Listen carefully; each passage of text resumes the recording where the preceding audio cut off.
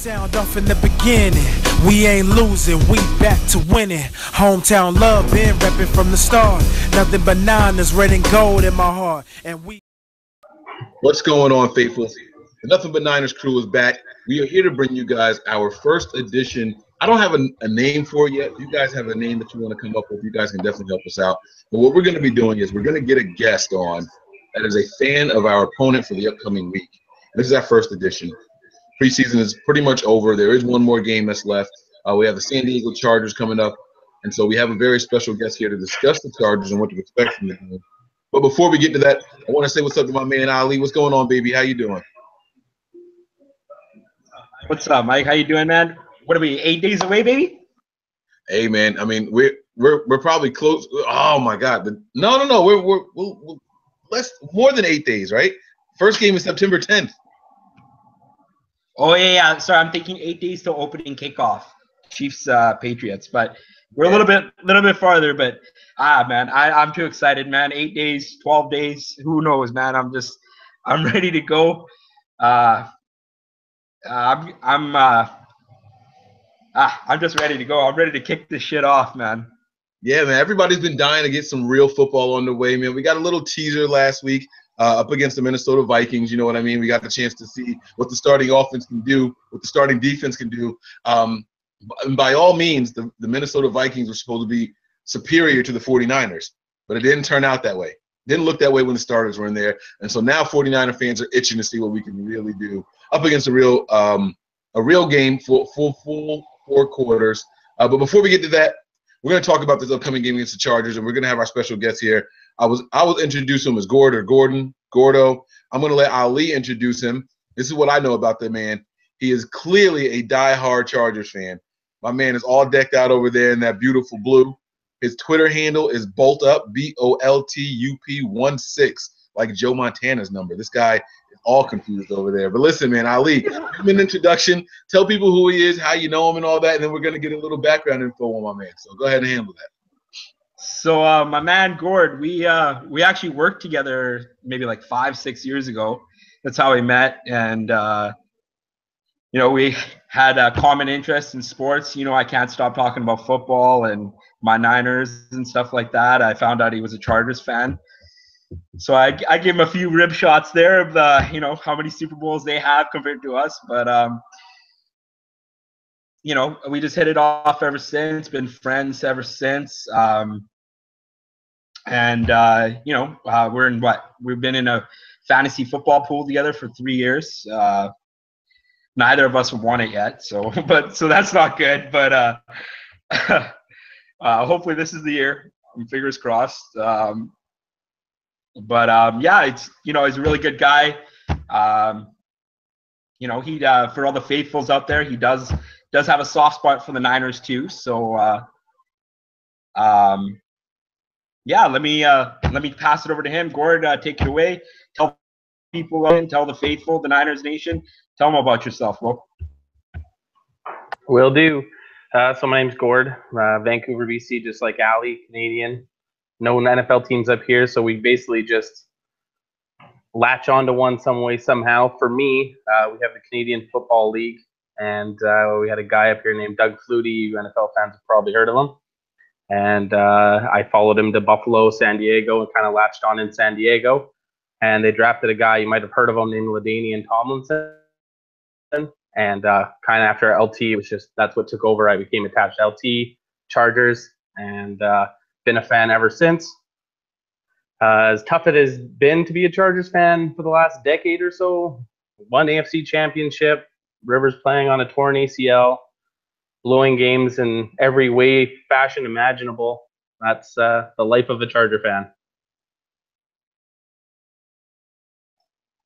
As for Ali, we pretty much. I'm a big Frank Gore guy. I have Frank Gore jersey, 49ers red jersey. He's my boy. I love Frank Gore. I think how he's still producing in this league is beyond me. The man is a freak of nature. But I hate the Seahawks. I hate the Seahawks with a passion.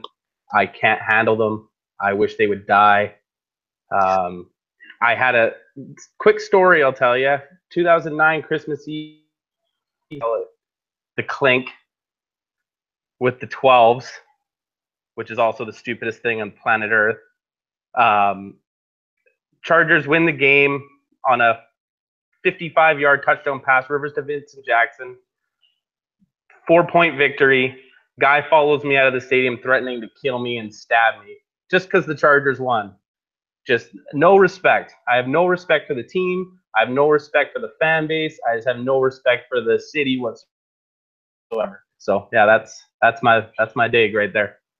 Holy smokes, man. All right, well, let me tell you, man, you're definitely a friend of the show. Anybody who hates the Seahawks that much is definitely a friend of the show. We share the same blood, brother.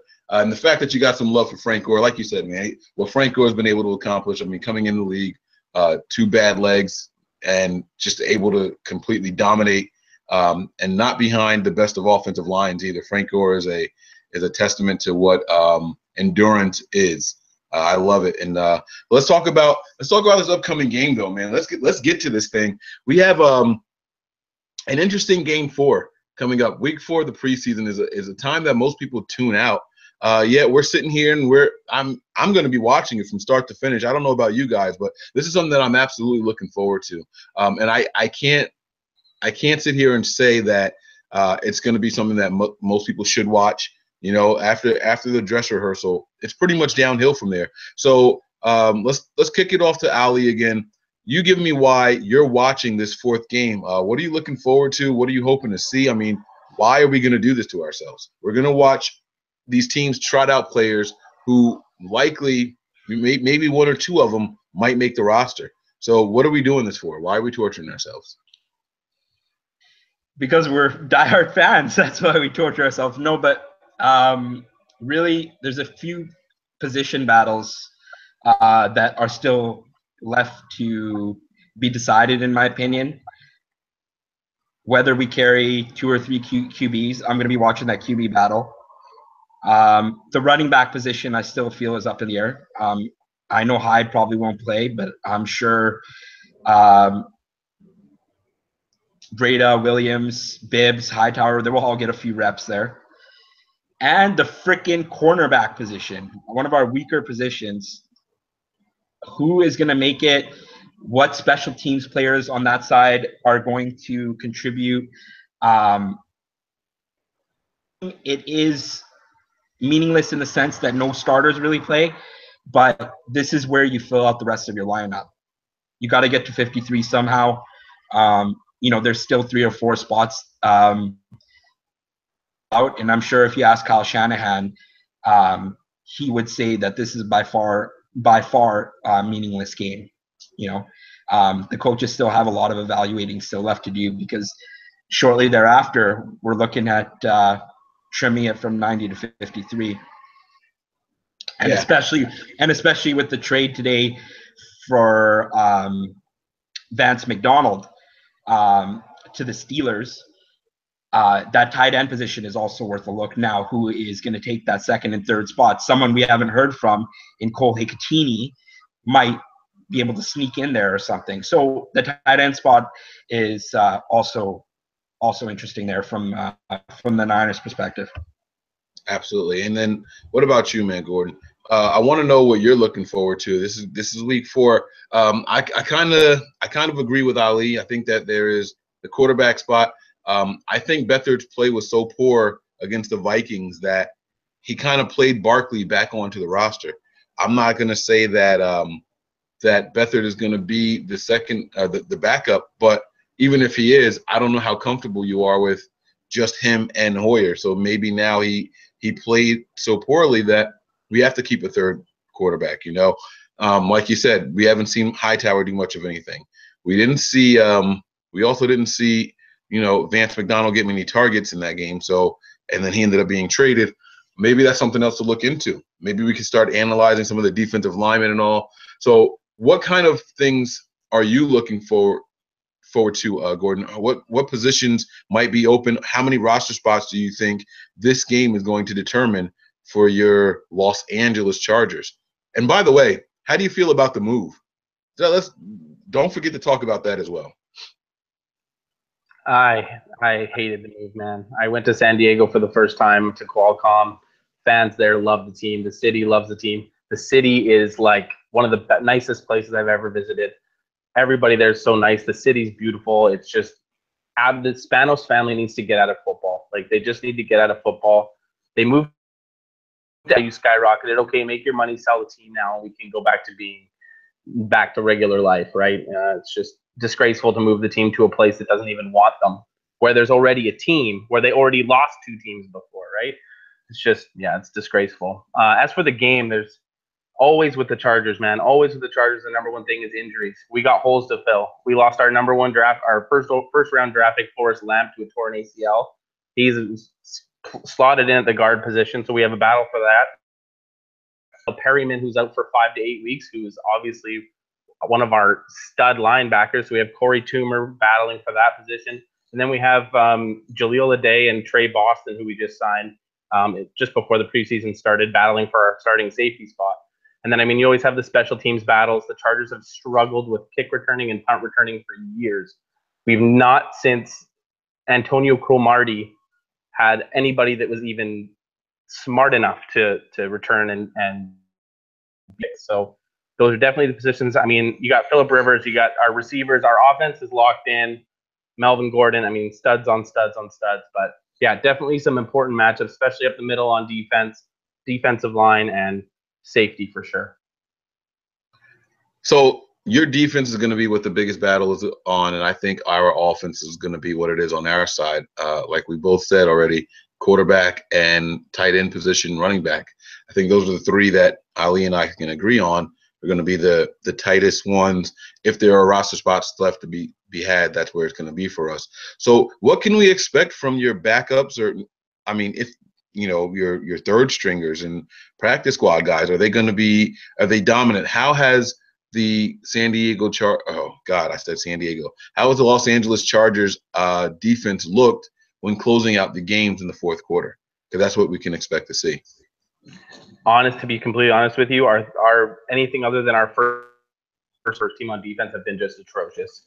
We've been just getting outscored, outplayed. We scored 21 points in the first quarter against the Rams in week 3, and we got like 115 yards of offense in the last 3 quarters from Kellen Clemens, Mike Bertavizzi, like just nothing, absolutely nothing. Let the Rams with their poultry. I mean, when Jared Goff is your starting quarterback, who's your second and third guys? Like making Brian Hoyer look like Tom Brady. It even gave up 19 points to that team. But I think it will be a good matchup, especially for the first half, watching the Niners offense against the Chargers defense. Because like I said, there's a number of battles going on there. The number 3 corner spot, Desmond King, our 5th round draft pick, has really stepped up in the preseason. So a lot of people are really liking how he looks to be behind Hayward and Jason Verrett. And then you're going to have the linebacker battles and you're going to have the safety battles. And I guarantee you're going to be seeing those guys go 110%. So I think it'll actually be really fun to see the Niners offense. That'll be where the entertainment value comes from. Okay, Ali, man, your thoughts on all that? He gave us a lot to think about looking at that defense and how they're going to match up against this offense. I mean, what are your thoughts, man? What are you looking forward to going up against the Chargers? Yeah, I'm definitely looking to see the Chargers' second string defense against our offense. There's a number of battles there that will be interesting to watch. The running backs, seeing how they do fare against that defense. Special teams will be key to watch. Our cornerbacks against their wide receivers. I'm not entirely sure who their 4th, 5th receivers are, but I know they have Benjamin and they have a couple of, they have Keenan Allen, but they probably won't play. So it'll be interesting to see their 4th and 5th guys against our corners that we need to either show up or show out. I don't know. You know what I mean? So definitely interested to see those 2 sides of the balls and those positions specifically. The Niners are definitely going to be looking to add some flavor after the game also. The cuts are going to come, and then there's going to be a ton of free agents. So I want to ask Gordon this question, and I'm kicking back to Ali afterwards. What do you think your deepest position is on the team? Like, you're going to cut somebody that can likely start on another NFL roster. What position is that? So I know something to look forward to see if maybe we can use someone from that group. To be honest, I think the position that you're going to be looking at for the Chargers for somebody to go straight onto your roster would be our wide receiver spot. Maybe not right after the 4th week, but a couple weeks into the season when we get Mike Williams back. Mike Williams, Keenan Allen, Travis Bennings, and Dontrell Inman, who both had breakout years last year when Keenan went down. All 5 of those guys are studs, and I don't think any of them is going to be happy if they have to sit in the back seat or wait on the practice squad for an injury. I think you're going to see either they trade one of them or they let one of them go to a better opportunity. And to be honest with you, any of those 5 guys would be an absolute must add on. And another thing I think about the 4th week of the preseason that goes really underrated is the guys that you're going to have on your practice squad. Those guys are extremely important, and they don't really. But those are the guys that go up and line up as your team you're opposing the next week. You need the Russell Wilsons, you need the whomever else is that you're going against, right? So you have to have guys that are capable enough to mimic them to a level where you feel like you're ready for the next week's game. Absolutely, man. Scout team reps are crucial, man, to the success of the team in the upcoming weeks, whoever their opponent is, man. And I completely agree with you, man. Those are things that I always watch for. I always try to give credit to people. When the 49ers have a tough opponent and they end up holding those guys really well, I always say, man, the scout team must have done a really good job. The practice squad, really did a good job preparing the team for that. So, again, those are the things you have to pay attention to. They have to be mentally able to do those things. So you're absolutely right. Ali, man, your thoughts, deepest position, maybe we can end up helping out the Chargers roster. And he said wide receiver. What do you think? Do you think the Niners should be paying attention to the wide receivers that may or may not be released from LA?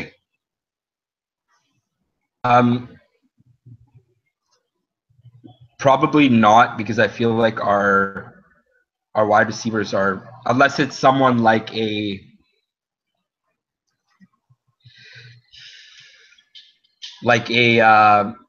number 1 receiver like a Keenan Allen, but they won't get rid of him, obviously, right? So we have our set spots at wide receiver.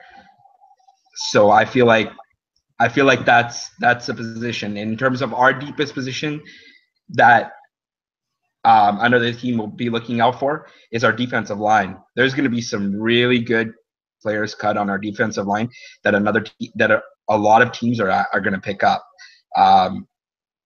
Anywhere from DJ Jones to Chris Jones to Quentin Dial to Ronald Blair. There's a lot of depth on that D line where a team, multiple teams will be looking to add players from our D line. Yeah, I agree with you, man. And in a game where starters won't play, you're going to get a very good look at these guys for an extended period of time. It's not going to be just a couple of series here or there. These guys are going to play some really good time. And you're likely, I know there's not going to be a lot of scheme involved, but you're likely to see how good these guys are as far as athletes. They know that their careers and their livelihoods are on the line. At this point, if you're playing this 4th preseason game, it's an audition for the rest of the NFL, not just a team that you're currently on. And so I'm going to throw this one back to Gordon. I want you to give us something, man. Give us some kind of predictions for this game. What do you think? How do you see this thing playing out? I can tell you that the 49ers defensive line, like Ali said, is very deep. I can tell you that the backup running backs have looked more impressive throughout preseason than our starting running back. I can tell you that the wide receivers that are down on our depth chart are probably a little more elusive than the likes of our starters right now. So you'll see more of the Trent Taylor, the Kendrick Bourne, and Victor Bolden guys. And those guys are all very elusive, very shifty. What can you expect? What do you think, knowing that information? How do you think this game is gonna play out? I'm actually a pretty big proponent of Capri Bibbs. I'm a big fan of his before he even signed last year. In his limited time, I just like his elusiveness. I like his athleticism. I think that he's an excellent RB2, and he can step up and be an RB1 if the time calls, if Hyde goes down again like he did last year. I think that he's a great guy to have. I'm a big fan. I don't think the Niners are going to struggle very much on the defensive side of the ball. Kellen Clemens, Mike Berkovitz, they've shown themselves to be completely incompetent at playing football. Kellen Clemens' stats is just abysmal. I don't know why we even re-signed the guy. Cardale Jones has been so unimpressive. We were so excited. I was actually really excited to sign him when we traded for him. I was like, this is what we need. We need somebody ready to go when Rivers is done, man. He's from retiring. He's 3 good seasons away from retiring. We need to start thinking about it. And you're going to see him. I guarantee you're going to see him and you're going to be like, what happened to you, bro? What's going on in Cardale's mind? So Mike Berkovitz, Kellen Clemens, and Cardale Jones, I would predict they don't even throw for 250 combined. Probably 1 to 2 picks in there. They've just been, that's how bad they've been. Like we're riding Rivers to the end. Like, take us to the mini promised land. We'll take a wild card berth. Just give us something. Oh my The God. future is not bright at the quarterback position. Defensively, I think it'll be tight. I think it'll probably be a Niners win, but I'm thinking probably in like the range of 20 to 10. We probably get I'll say we get a defensive touchdown and a field goal. Nothing from the offense unless they play Brandon Oliver to get him some reps. He hasn't had that much. Our backup, very Darren Sproulsy, if you've never heard of him. No, I'm well aware of who he is. I actually like Brandon Oliver. He's got some really good burst, good footwork. He's a shifty guy. I like him a lot. Yeah, he's a great change of pace from Melvin. Melvin can be a really good power runner. Just mix in him like when we had Danny Woodhead. He's a perfect mix-up guy just like that. It's just a matter of staying healthy for all of those guys. But yeah, I'd say a Niners by 10. And you have your defensive guys will feel real good about themselves after the game. Yeah, there's certain. I'm going to give this back to Ali. Let him respond to what you said. But there are certain quarterbacks in the league that I kind of group together as like these tough guys, like these big guys that will play through injury, that will have to be held back on the sidelines instead of going, offering to sit down, how you saw Jay Cutler do a couple of years ago for the Bears. You'll never see that from the likes of Phillip Rivers or Matt Stafford or Ben Roethlisberger. I have those guys in the same group. And so when you guys traded for Cardell Patterson, I was like, wow, that he fits the mold. He has Cardell the Jones. look. You said What did you I said say? Patterson. Oh, I'm sorry. But when you guys acquired him, I'm sitting here and I'm thinking to myself, like, he looks like he's going to be one of those guys that can take a hit, stand and deliver, big arm. I was like, he is going to be a great heir apparent to Phillip Rivers. Like, that was – and what you're telling me is just completely shot. I'll be honest with you. I haven't watched any of you guys' preseason games, and I forgot about that acquisition. And so now I'm definitely going to be paying attention to it, and I'm probably going to laugh every time he does something, stupid. Like, I can't believe you said that. But Ali, man, go ahead and respond to what he was saying, man. Give us your thoughts on what you're looking forward to. We're going to go ahead and wrap this up, man. Give us a final prediction of what you think the game is going to go like and final score. Maybe you guys could each give us some players of the games also, knowing that the backups are going to be out there and trying to shine. Yeah, I think we're gonna try and set the tone at home here for the regular season opener. I think we're gonna pull out a win. It's gonna be a low scoring affair, maybe 17-7, something like that. We haven't had a home win yet. We've got one on the road, and we probably should have had the other one on the road against Minnesota, but I'll leave that to be. A few players I'm really looking forward to watching. Kendrick Bourne, Victor Bolden, Will Redmond if he plays, Ronald Blair. That's one guy I have my eye on. I want to see something from Ronald Blair. I really like him. I just feel like there's so much raw potential there, and if he can just tap that potential, the ceiling is really high for him. In regards to Phillip Rivers, I think he's one of the most underrated quarterbacks in the entire league. I really like him. I think he's just a gutty, gritty quarterback, someone that you want leading your team. Hasn't really been helped by a supporting cast. So it's definitely going to be the Phillip Rivers show this season if he can stay healthy for them. I think we're just going to look to set the tone, set the for the opener there against Carolina. I think this is going to be like a mini dress rehearsal for those second and third stringers to get them prepped and ready because they, whether we like it or not, it's not always ones on the field. There's other players that need to contribute, and those are the kind of players that we will be looking at if an injury hits or something like that. So I'm definitely going to be watching the game on Thursday, not just because I never miss a game or try not to ever miss a game, but because there are definitely some interesting matchups to look at there. All right. So I think that we're going to actually see a lot of points put up. I think we're going to see a lot of selfish play from guys. People not going to be worried about situational football. They're going to be wanting to say, hey, I got a touchdown, or I had that 50-yard reception, or I broke 3 tackles. I think that you're going to see a lot of that. And again, because these guys are fighting for their livelihood, they're putting on a show for the other 31 teams in the NFL. And so I think that we're going to see some scores. I think that these guys don't want to go home. I think that they have families that they have to take care of and support. So I think that we're going to see some points. I do think that we are also going to see a lot of errors.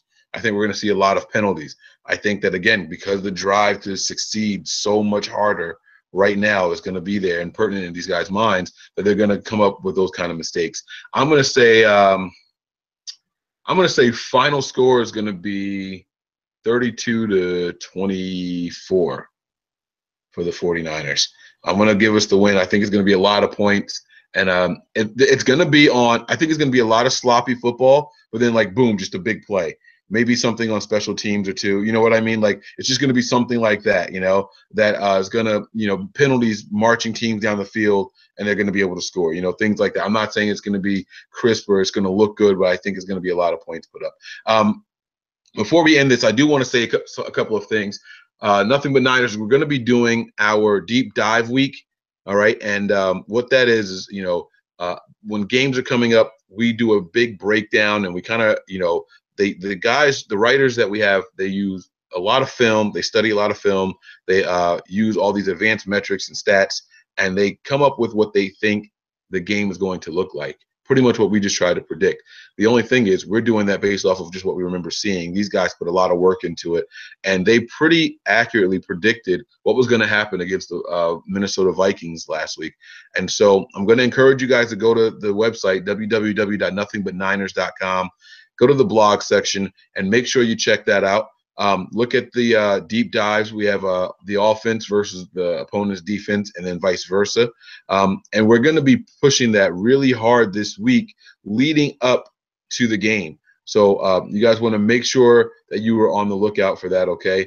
From Sunday going forward. After this game coming up against the Chargers, starting on Sunday, we're going to be looking at that. We're going to wait till the roster cuts are done, and then we're going to go on, okay? So you guys make sure you look for the Nothing But Niners deep dive editions, all right? Those are great, full of very, very good, useful information.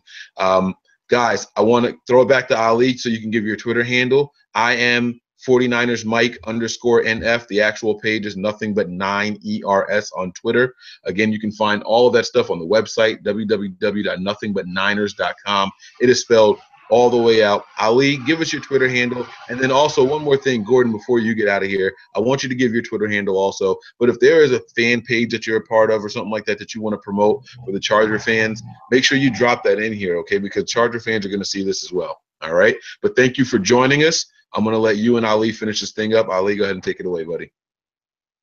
All right. Twitter handle is at ALIYAZ01. Gord, why don't you quickly give him your Twitter handle there?